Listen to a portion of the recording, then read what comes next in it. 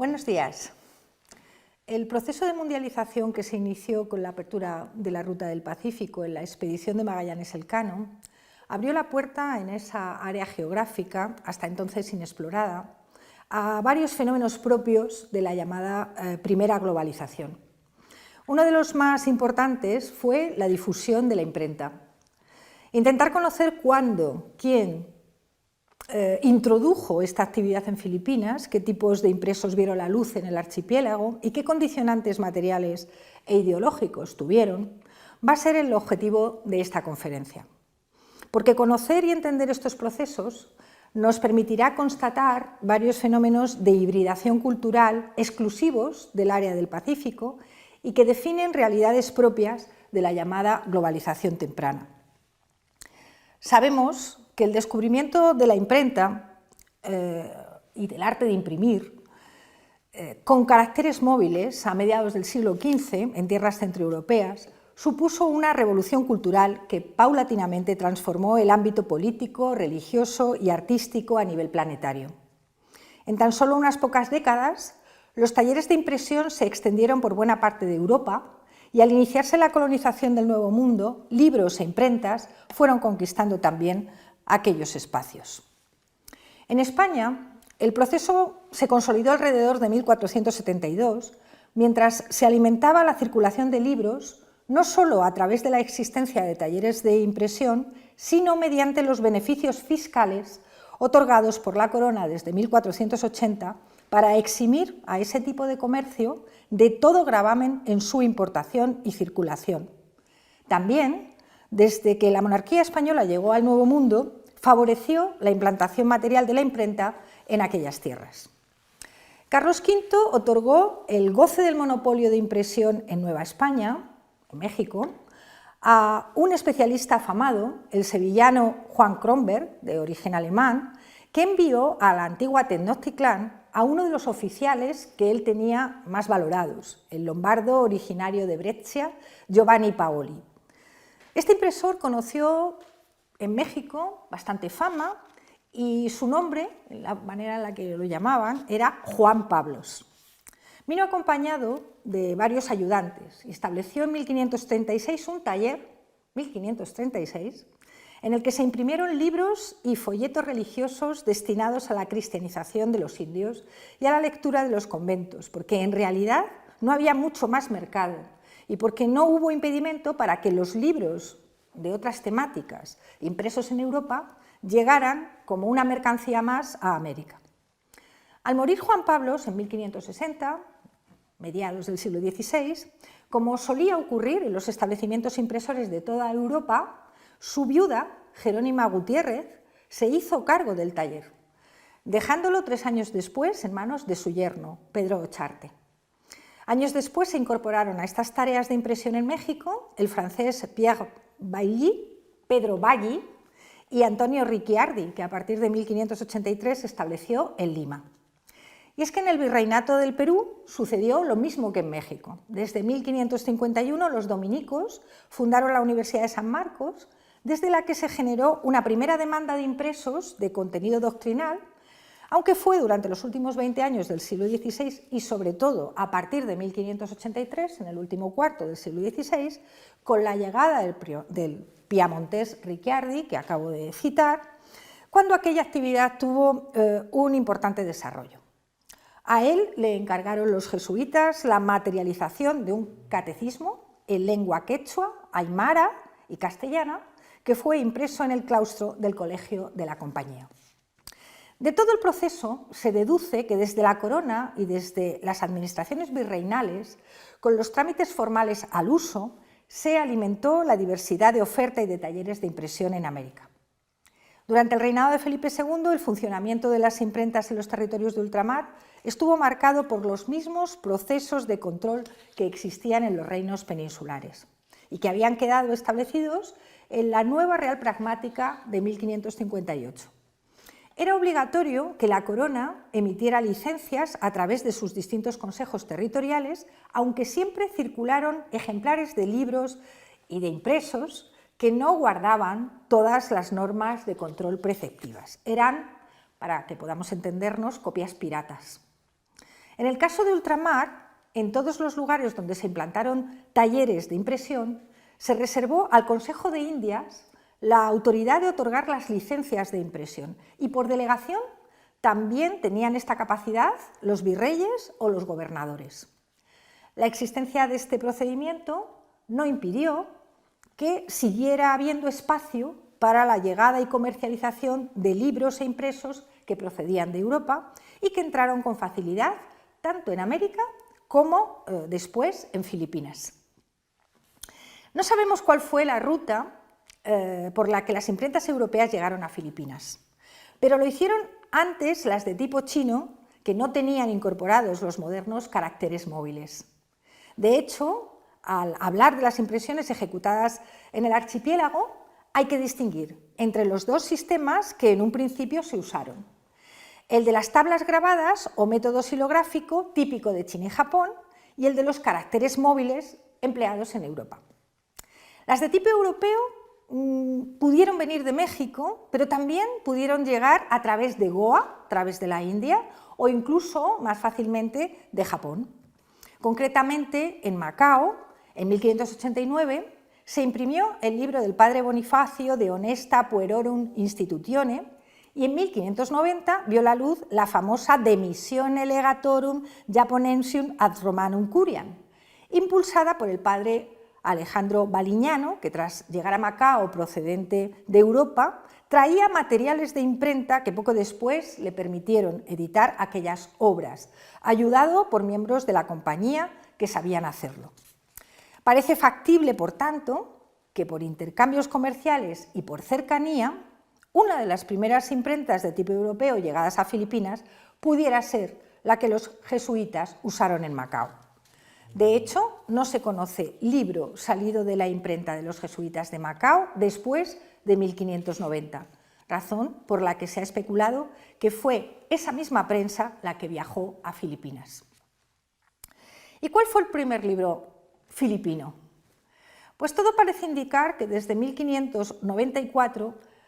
cuando Felipe II dividió el archipiélago en zonas misionales exclusivas para las distintas órdenes religiosas, todos ellos hicieron esfuerzos por visibilizar sus avances, siendo la imprenta el vehículo más adecuado para difundir esos logros. Según los vestigios que han quedado, la primitiva producción impresa que vieron las islas estuvo condicionada por las necesidades inmediatas de estas órdenes religiosas, que por un lado debían contar con material de apoyo para la acción evangelizadora y por otro necesitaban dar publicidad a su posición preeminente en esa acción. En este sentido, ser los primeros en hacer un libro doctrinal, ser los primeros en hacer un catecismo en esas tierras, se convirtió en una baza simbólica que les otorgaba ventaja sobre las demás. Según los datos con los que contamos, al menos hasta hoy, la primicia de la imprenta en Manila estuvo vinculada con la acción de los dominicos, que sin embargo habían sido los penúltimos en establecerse en las islas, solo por delante de los agustinos recoletos.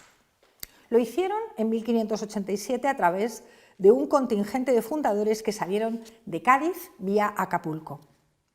El hecho de que el dominico Fray Domingo de Salazar, misionero en México, fuera nombrado obispo de Filipinas por Gregorio XIII, erigiendo la primera diócesis allí con el beneplácito de Felipe II, otorgó a la compañía de predicadores una cierta preeminencia. El método dominico de evangelización, basado en la norma de aprender la lengua de los naturales para que la predicación surtiera un efecto duradero, incluía la necesidad de proporcionar por escrito y de modo ordenado la doctrina cristiana en catecismos y en historias sagradas, lo que vinculaba directamente la predicación y los esfuerzos de esta conversión de la población autóctona con la actividad impresora. El dominico padre Duarte señala en su Historia de la provincia del Rosario la imaginativa manera en la que se suplieron las dificultades que existían para imprimir en Filipinas. Aquellas obras que los frailes consideraban necesarias, decidieron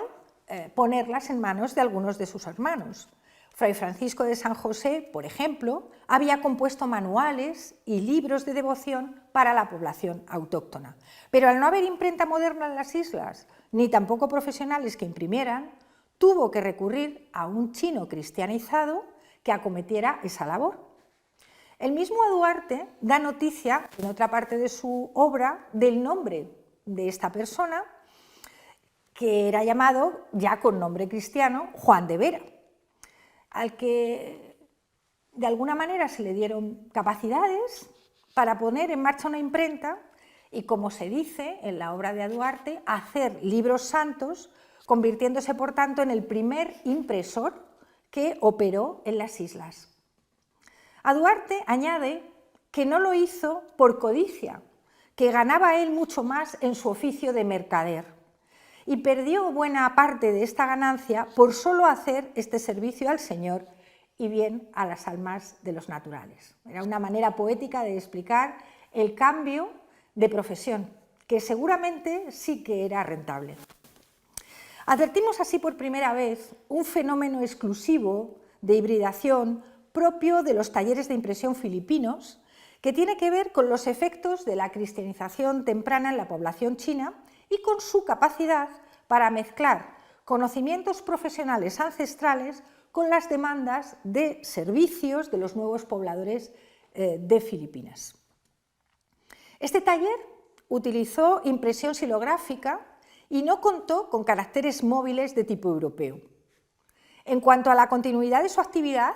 del mismo modo que ocurrió en los obradores de impresión de Europa, que fundamentalmente fueron empresas familiares,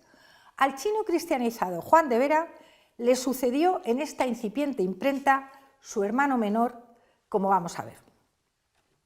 Aunque el dominico Duarte no dice cuál fue el primer libro que se imprimió en Filipinas, dice quién fue el primer impresor, pero no cuál fue el primer libro, sí se atreve a hacerlo otro compañero de religión, Fray Alonso Fernández, en su Historia eclesiástica de nuestros tiempos, publicado en Toledo en 1611.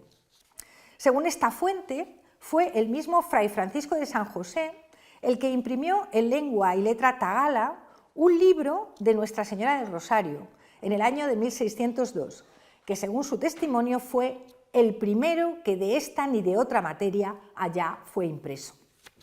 Por tanto, el mérito de iniciar la acción impresora en Filipinas quedaría en el campo de los dominicos, que, como vemos, organizaron un relato muy bien ordenado sobre la cuestión de quién había sido el primero que había iniciado esta actividad en Filipinas. No obstante, a finales del siglo XIX, el bibliófilo Vandrés adelantaba la fecha en la elaboración de obras impresas en el archipiélago a 1593. Según su teoría, en ese año de la última década del siglo XVI, se había elaborado en Manila una doctrina cristiana en español tagalo con caracteres propios de esta última lengua. La carta que daría testimonio de su existencia fue escrita a Felipe II desde Manila con fecha 20 de junio de 1593 por el gobernador Pérez das Mariñas. En ella informaba de que había dado licencia de impresión, leo literalmente, para que por esta vez, por la gran necesidad que había, se imprimiesen las doctrinas cristianas que conectaban la una en lengua tagala, que es la natural y mejor de estas islas, y la otra en china, de que espero resultará gran fruto en la conversión y doctrina de los de la una nación y de la otra. Los impresos fueron enviados al rey en el propio año 1593, al tiempo que se daba noticia del precio al que se vendían, la tagala tasada en 2 reales y la china en 4.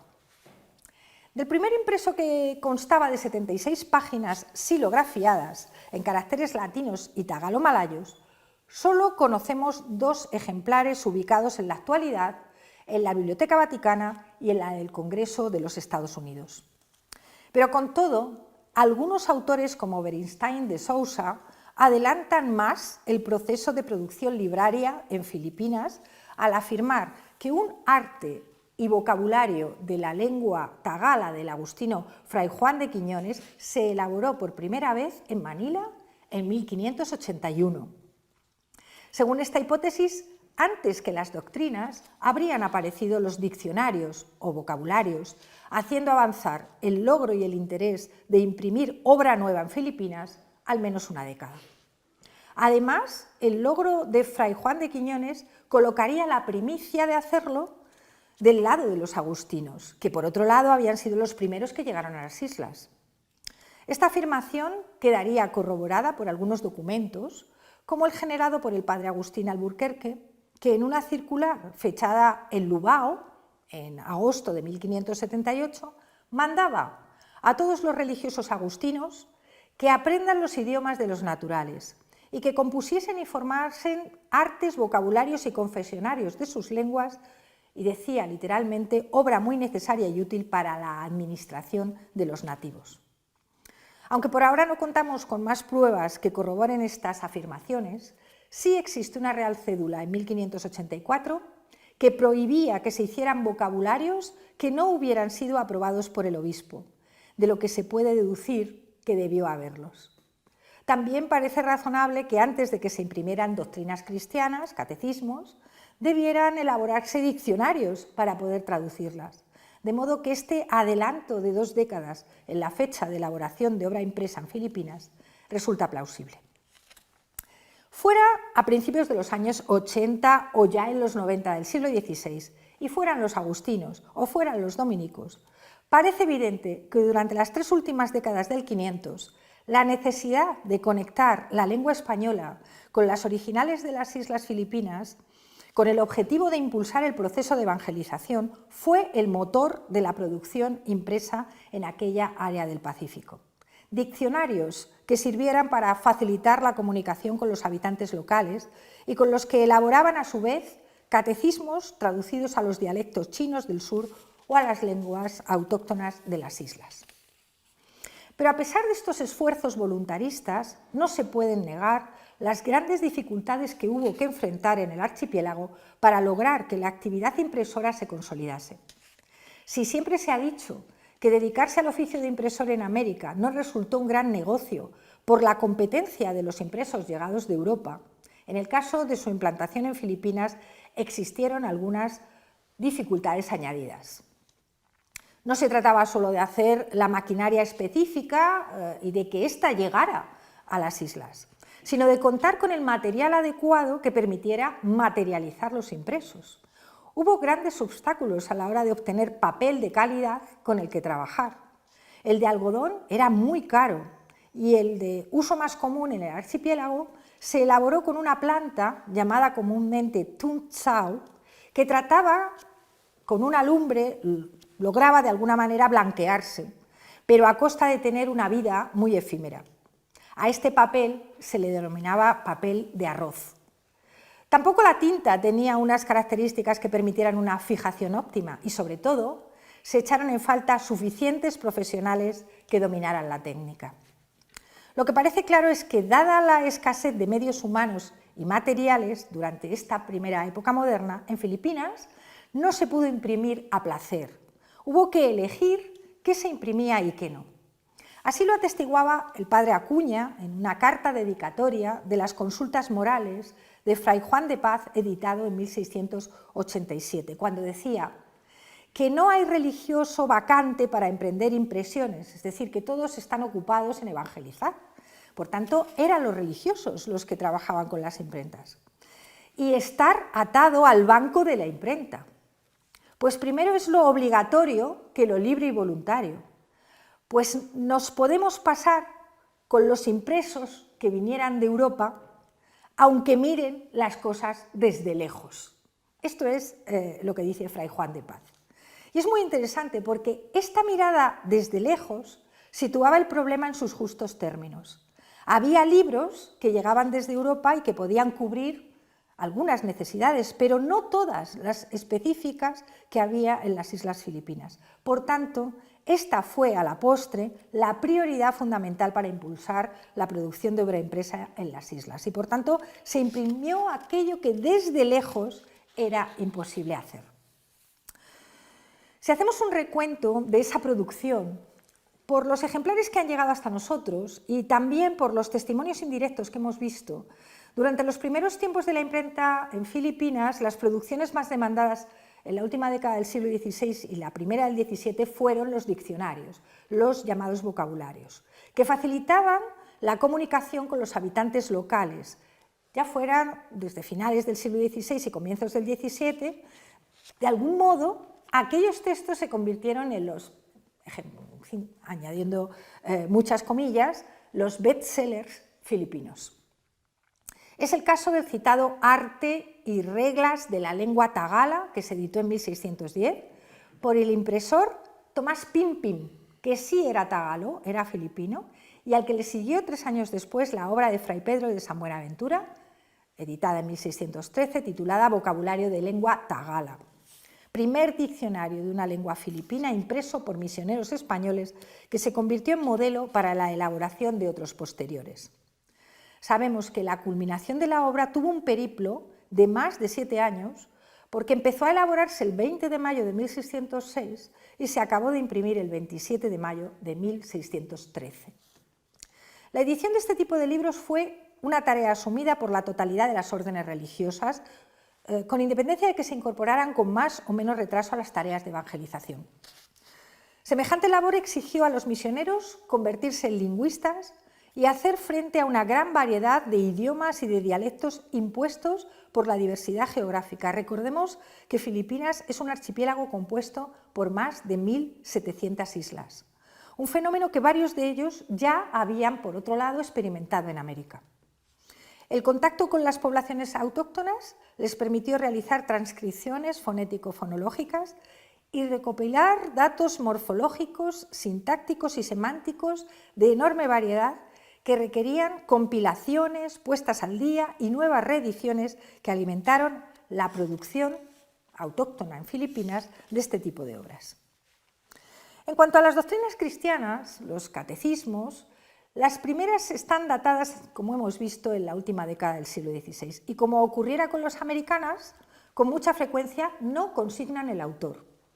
A partir del siglo XVII sí aparecen ya los autores y así continuarán en las siguientes décadas. Este tipo de impresos y sus derivados siguieron teniendo mucha aceptación a lo largo de toda la época moderna, ocupados en asuntos concretos surgidos en la práctica misionera, ya fuera la administración de los sacramentos, la elaboración de catecismos especiales o la adaptación de la predicación a los ritos de determinadas zonas nuevamente evangelizadas. Así podemos apreciarlo en la edición de obras como el ritual para administrar los santos sacramentos, sacado del ritual romano, un libro impreso por primera vez en 1630 y que tuvo al menos 3 ediciones a lo largo del siglo XVII en Manila. Por supuesto, la producción de este tipo de obras se fue ampliando a medida que los misioneros se asentaban en nuevas zonas geográficas con lenguas diferentes, como la bisaya o la bicol, incluso adaptando formas poéticas y cancioneriles redactadas en las lenguas autóctonas para facilitar su memorización a los neófitos. Pero otras se redactaron y editaron en latín, con la intención de difundir el logro de una manera internacional. De la normalidad con la que se acometieron todas estas tareas, da cuenta el hecho de que también se imprimieran en Manila sermones durante toda la segunda mitad del siglo XVII. Pero no solo encontramos diccionarios, catecismos y sermones para consumo interno de las islas. A partir de 1618 y durante toda la década de los años 20, aparecieron otras obras que describían los martirios de cristianos en tierras de misión, particularmente en Japón. Desde 1593, el papado había autorizado al resto de las órdenes religiosas predicar en Japón, hasta ese momento un coto cerrado de los jesuitas, lo que generó enfrentamientos, unas veces soterrados y otras veces explícitos, entre los nuevos autorizados y la Compañía de Jesús. A partir de 1612, tras el edicto de Ieyasu contra los cristianos, esas persecuciones se volvieron particularmente violentas. Agustinos y dominicos fueron los primeros en airear los logros y sacrificios de sus mártires en Filipinas. A partir de los años 20 del siglo XVII, estos relatos se hacen más comunes y algunos llegan a tener falsas portadas que atestiguan haber sido impresos en Manila para dar más verosimilitud a los relatos que contienen, aunque en realidad no se imprimieron allí. Fue el caso del libro que cuenta el martirio de Diego de San Francisco, editado en 1626, con falsa portada de Manila y que realmente se imprimió en México. Pero entre los ejecutados realmente en Manila, el impresor autóctono Tomás Pimpim fue el artífice de la mayor parte de ellos. Lo hizo para los dominicos en la obra de Melchor del Manzano de Haro, relación verdadera del excelente martirio que 10 religiosos de la Orden de Predicadores padecieron en el año pasado de 1622. Certificar los acontecimientos requería del testimonio de testigos oculares de los sacrificios. Y así se consignan los títulos de esta y de otras obras de la misma temática, que ya son obras de carácter recopilatorio, como la impresa en 1625, también aparentemente ejecutada por Tomás Pimpim. Se titulaba Relación verdadera y breve de la persecución y martirios que padecieron por la confesión de nuestra Santa Fe Católica en Japón 15 religiosos de la provincia de San Gregorio de los Descalzos de la Orden de nuestro seráfico Padre Francisco, y que recoge los mártires franciscanos consignados desde 1613 hasta 1624, añadiendo además algunos otros de órdenes distintas. Esta obra, a pesar de su portada, parece que se ejecutó en su totalidad en México y fue traducida al italiano e impresa en Nápoles en 1630. A partir de la década de los 30 y 40 del siglo XVII, estamos acercándonos a mediados del 600,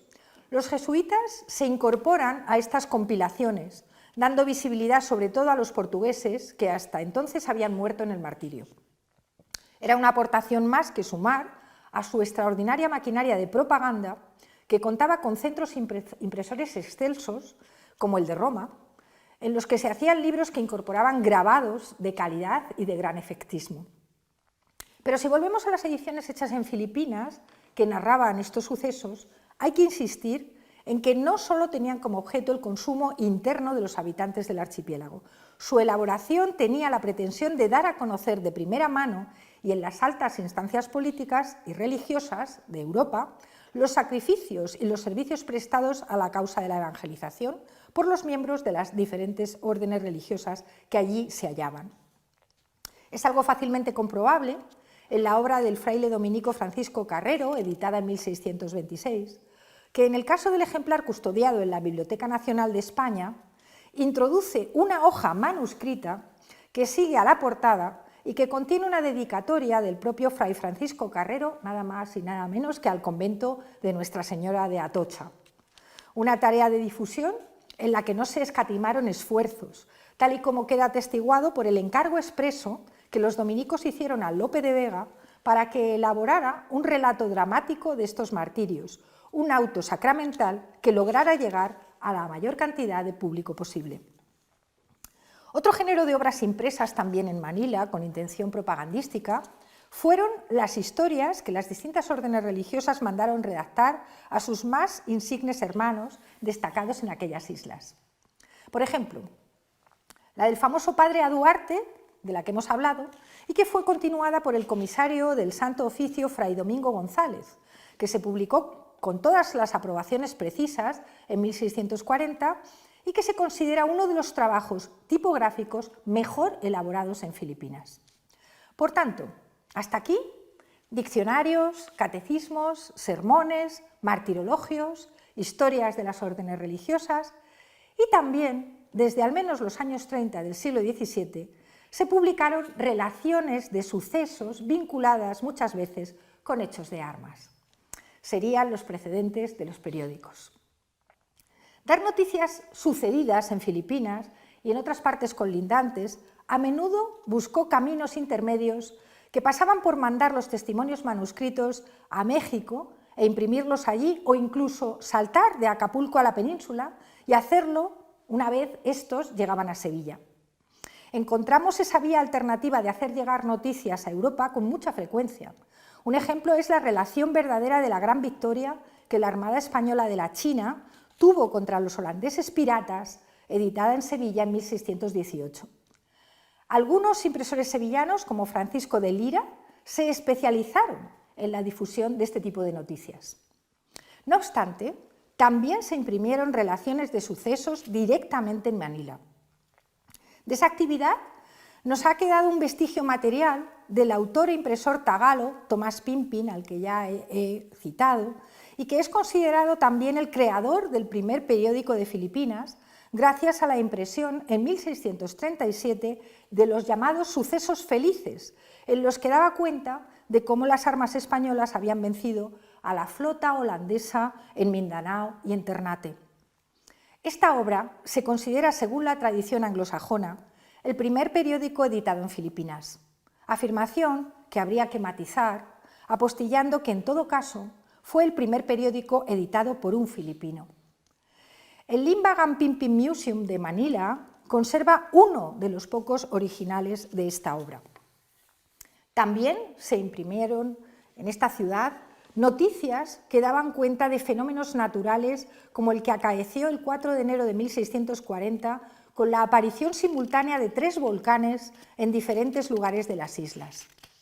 Estos impresos tomaron la misma forma que las relaciones de sucesos editadas durante todo el siglo XVII en el resto de los territorios de la monarquía hispánica. Es decir, se mezclaban noticias de toda índole para procurar que el ejemplar fuera lo más atractivo posible para el lector. Así parece que los elaborados por el fraile mercedario Josep Fayol, que dio cuenta en la relación de varios sucesos de mar y tierra en las islas Filipinas, y que se conoció de alguna manera para intentar difundir las batallas de la naval de Manila, que recopilaban 5 combates navales librados en aguas filipinas entre 1645 y 1646,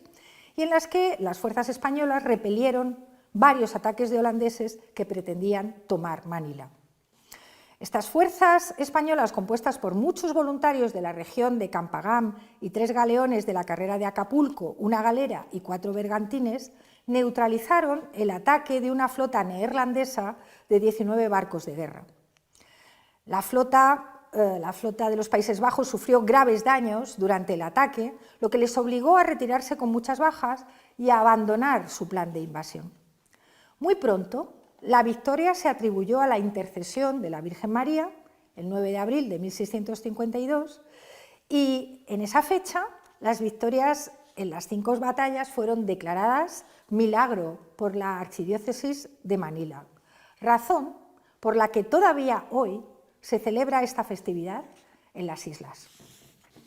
Se difundieron también, a través de las imprentas insulares, desde muy pronto, ejemplares de literatura encomiástica y panegíricos que constituyeron un lenguaje común en toda la geografía de la monarquía hispánica. Uno de los que dejó más huella impresa fue el fallecimiento del príncipe Baltasar Carlos, el primogénito de Felipe IV. La ciudad se volcó en la elaboración de su monumento fúnebre, tal y como quedó atestiguado, en una publicación de muy bella factura titulada Aparato fúnebre y real pira de honor que erigió la piedad y consagró el dolor de la muy insigne, siempre leal ciudad de Manila a las memorias del serenísimo príncipe de España, don Baltasar Carlos, que esté en gloria. Y también quedaron inmortalizadas por el sermón fúnebre que corrió a cargo del jesuita Francisco Collin. Asimismo, se elaboraron relaciones de las reales exequias de los monarcas difuntos y de la aclamación de los nuevos, generalmente con 3 años de retraso tras su fallecimiento, y a veces todo en un mismo ejemplar. Por ejemplo, Simón Pimpin, hijo de Tomás Pimpin, imprimió en Manila el cenotafio real de la católica majestad de Felipe IV, el gran rey de las Españas y emperador de las Indias, y junto a él las suntuosas reales honras con que celebraron la festividad y aclamación de la jura del siempre augusto don Carlos II, nuestro rey y señor. Un homenaje debido de todas las autoridades e instituciones de la monarquía en Filipinas, encargado a don Francisco Deza, cura de los españoles en la parroquia de Santiago, nombrado por el propio rey y dedicado al gobernador de turno y capitán general Diego de Salcedo. En la última parte del libro, como también ocurrió en las exequias de Baltasar Carlos, se reprodujeron algunos versos latinos y castellanos y un soneto portugués. Muy recordada fue también la proclamación de la mayoría de edad de Carlos II, con los 3 años de diferencia de rigor, por el retraso con el que llegaban las noticias al archipiélago filipino. En 1678 la ciudad hizo su festejo costeado, seguramente en su impresión, por el sargento mayor don Francisco de Moya y Torres, alcalde ordinario de la ciudad de Manila, que quiso dejar inmortalizado en letras de molde su acción de mecenazgo institucional. Del mismo modo lo hicieron las autoridades del clero secular manilense, que procuraron hacer coincidir su panegírico con el día del Santísimo Sacramento, recordando al mismo tiempo al padre del nuevo rey y, por supuesto, también estaban las órdenes religiosas, desde los jesuitas hasta los franciscanos, que hicieron impresiones de sermones específicos preparados para la ocasión. Pero si hubo una institución que festejó, y mucho, a golpe de imprenta en la Manila del último cuarto del siglo XVII, esa fue la Compañía de Jesús. Su imprenta trabajó para dejar memoria de las pompas festivas que organizaron con motivo de la canonización de Francisco de Borja, de la beatificación de Estanislao de Kostka y del rey don Fernando.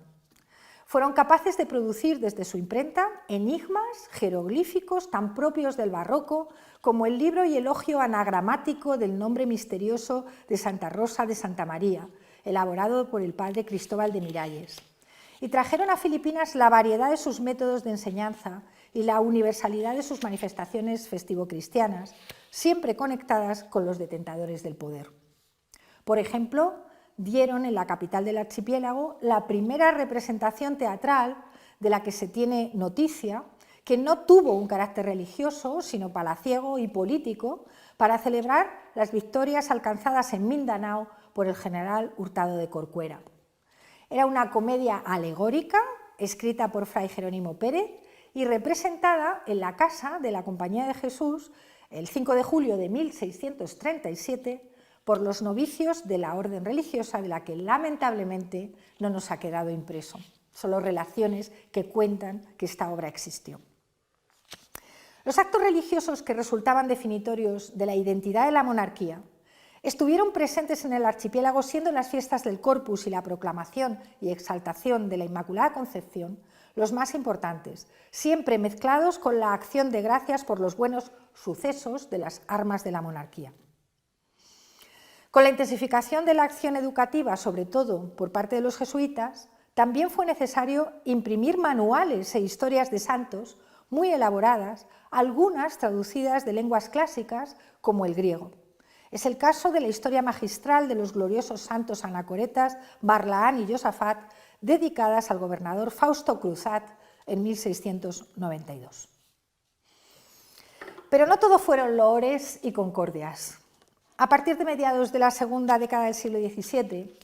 encontramos impresos que daban testimonio de conflictos jurisdiccionales o de discrepancias entre las distintas autoridades presentes en las islas. Los llamados encuentros de jurisdicción, surgidos entre civiles y eclesiásticos, entre las propias autoridades eclesiásticas seculares y regulares, o incluso entre las distintas órdenes religiosas. Este tipo de disputas alcanzaron un amplio eco en las imprentas filipinas. No se trataba solo de choques concretos, sino de problemas continuados de competencia que dieron lugar a producciones impresas relativamente cuidadas. Esos impresos presentaban una forma híbrida, a caballo entre la relación de sucesos y el memorial, con la intención de que su circulación no fuera solo regional. Se pretendía que trascendiera a los ámbitos de gobierno del viejo continente. Así se desprende de la existencia de ejemplares como la relación sumaria de los sucesos de la ciudad de Manila en las Islas Filipinas de 1683, redactada por el fraile mestizo Juan Sánchez. En la obra del autor se describía la enemistad profunda que existía en Filipinas entre las comunidades religiosas y el elemento civil. Se trataba de dejar testimonio en letra impresa de estas opiniones con la intención de que llegaran a oídos, primero de las autoridades de México y también de la península. Los enfrentamientos entre los jesuitas y el resto de las órdenes religiosas tuvieron su traducción en controversias teológicas que generaron sumas elaboradas por los padres de la compañía y que tuvieron su respuesta por parte de los dominicos a lo largo de toda la segunda mitad del siglo XVII, dando lugar también a bellas querellas impresas. Asimismo, los enfrentamientos entre autoridades religiosas y civiles tuvieron su traducción en impresos generados en Manila, como atestigua este voto decisivo de la Real Audiencia de la Chancillería de Manila por la retención de letras patentes despachadas por el franciscano Fray Hernando de la Rúa en 1672 y que contravenían las prerrogativas de la autoridad civil, o el alegato del licenciado don Diego Antonio de Vega por la jurisdicción, patronato y regalía del rey en los beneficios vacantes dependientes de la llamada provincia de Nueva Segovia. En este capítulo de conflictos hubo uno entre la autoridad civil y las órdenes religiosas en el que la imprenta jugó un papel crucial protagonizado por el oidor Salvador Gómez Espinosa y Estrada, un jurista reformador con multitud de intereses que, recién nombrado en su destino filipino, mandó imprimir el dictamen político sobre la traslación del puerto de Cavite al de Lampón, publicado en 1656. Aunque el que realmente causó un revuelo extraordinario fue el impreso que publicó solo un año después, bajo el nombre de Discurso Parenético, cuyo contenido levantó ampollas entre los miembros de las distintas órdenes religiosas. El tema del discurso era la necesidad de suprimir los servicios personales, es decir, los trabajos de la población autóctona filipina, trabajos por supuesto gratuitos, que se hallaban teóricamente protegidos por varias cédulas reales emitidas con anterioridad por el rey y que no se cumplían. Espinosa desembarcó en el puerto de Cavite a finales de julio de 1653. Era doctor por la Universidad de Salamanca y tras opositar a cátedras pasó a México como visitador subdelegado, siendo promovido enseguida a la audiencia de Manila. Su discurso tuvo contestación, por supuesto en forma impresa, en la que se le acusaba de no haber tenido la consideración debida con los eclesiásticos religiosos. Al final, varios ejemplares del discurso parenético fueron recogidos por el propio oidor, que los quemó para hacerlos desaparecer, pero no fue suficiente para detener la denuncia que se cursó contra él en la Inquisición de Lima. El Consejo de Indias, enterado de todo el asunto, acordó en 1662, en el verano de 1662, dar las gracias a Gómez de Espinosa y ordenó despachar real cédula al gobernador para que cumpliera e hiciera cumplir las reales cédulas que declaraban relevados a los autóctonos del servicio personal. Y lo mismo se encargó al arzobispo de Manila, incluso al propio gobernador de las islas, Sabiniano Manrique de Lara, que escribía a la corte en 1661 hablando a su favor. Pero el oidor murió poco después en un accidente, sin poder incorporarse a la audiencia de Guatemala, donde había sido destinado. Parece, por tanto, que las tensiones entre las distintas órdenes religiosas podían alcanzar una manifestación aguda cuando algunos de sus representantes obtenía el puesto de obispo. Fue lo que ocurrió con el vallisoletano maestro dominico Fray Felipe Pardo, al ser designado arzobispo metropolitano de Manila en 1677. Enfrentado con los jesuitas, desde sus tiempos de rector de la Universidad de Santo Tomás y de provincial de la Orden, porque los consideraba, leo literalmente, negociantes y poco aptos para proseguir en las tareas de evangelización, fue apresado la noche del 13 de marzo de 1683 y extrañado temporalmente a Pangasinán por considerar la autoridad civil que se había extralimitado en sus funciones.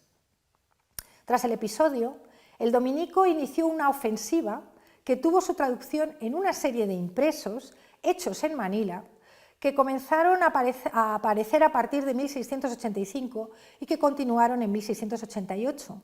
con la intención de difundir las razones que le asistían tanto para su defensa como para actuar como lo había hecho. Sus acciones derivaron también en choques con el gobernador, con la Real Audiencia, pero sobre todo colisionaron con el Santo Oficio, con la Inquisición, porque según los inquisidores mexicanos se había tomado atribuciones propias del Tribunal Inquisitorial, al calificar proposiciones o al hacer abjurar formal y públicamente a personas a las que calificó de heréticas, pasando a imponerles castigos. Todo ello provocó la suspensión del obispo, alcanzando todo el episodio un gran eco internacional, reflejado en traducciones a otros idiomas, siendo la más conocida la Histoire de la persécution de deux saints évoqués par les jésuites, publicada en 1691 en París y reeditada en 1717. Otro conflicto de parecidas características que activó las imprentas de Manila fue el que tuvo lugar a finales del siglo XVII, desencadenado por la decisión del arzobispo don Diego Camacho y Ávila, que llegó a Manila en 1697, de notificar a los prelados de todas las órdenes religiosas que, según el derecho común, los obispos podían hacer visita a las órdenes regulares, es decir, a los frailes, para valorar cómo desempeñaban el oficio de curas de almas. Tras la distribución del documento que manifestaba una declaración de intenciones, los frailes abandonaron sus parroquias y en menos de un mes cerca de 400 religiosos se marcharon de sus destinos sin que el arzobispo pudiese reemplazarlos por otros clérigos. Comenzó entonces una guerra de papeles para reforzar las posiciones del obispo, una auténtica guerra de impresos, tratando de contestar a las distintas autoridades que le habían pedido explicaciones por su acción. Solo la intervención del gobernador para solventar el problema pudo resolverlo. Mientras tanto, la tinta y las letras de molde se ocuparon de airear todo el conflicto. Las razones del obispo quedaron expuestas en 1698 en el impreso elaborado en Manila y titulado Expresión del hecho y manifestación del derecho, con el que Diego Camacho y Ávila, arzobispo de Manila, defendió su jurisdicción. Pero finalmente, y a pesar de sus esfuerzos, vio su voluntad doblegada.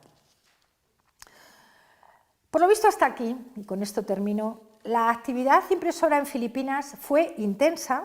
aunque resulte trabajoso reconstruirla, dado el grado de destrucción que este patrimonio ha sufrido a lo largo del tiempo, y cuyo colofón fue el efecto devastador de la batalla de Manila durante la Segunda Guerra Mundial.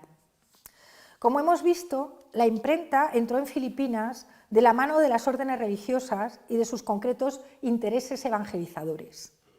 La producción de diccionarios y de libros religiosos copó la primitiva producción de libros en Filipinas, dando lugar a un fenómeno de hibridación cultural y profesional rápido y exitoso, primero entre la población china convertida y muy poco después entre la población autóctona del archipiélago. Los impresores procedentes de Europa fueron pocos, lo hicieron a partir del siglo XVII, pero no hay que desdeñar el hecho de que algunos de los frailes de las distintas congregaciones debieron tener conocimientos rudimentarios del arte de imprimir, siendo probablemente los auténticos conectores de ambos procedimientos de reproducción libraria, el chino y el occidental. Tras los libros de carácter instrumental, elaborados para ser el último eslabón de un programa de propagación y de intensificación del mensaje evangélico, vinieron las historias de hazañas religiosas de las distintas órdenes, en forma de martirologios y de historias de las provincias eclesiásticas de las islas de Poniente. Pero además de esos logros religiosos hubo relato político, siempre mezclado, porque esta relación definía a la monarquía católica. Como hemos visto, a partir de la segunda mitad del siglo XVII, las relaciones de sucesos ganan terreno y por acción de los impresores filipinos se elaboraron y se comercializaron. También tuvieron protagonismo en las imprentas de Manila obras de tipología variada que hablaban el lenguaje común representativo de la monarquía española. Junto a las relaciones de sucesos aparecen los panegíricos de reyes y reinas por sus matrimonios, sus aclamaciones y decesos, y las relaciones de fiestas institucionalizadas que son comunes a todos los rincones de los dominios hispanos.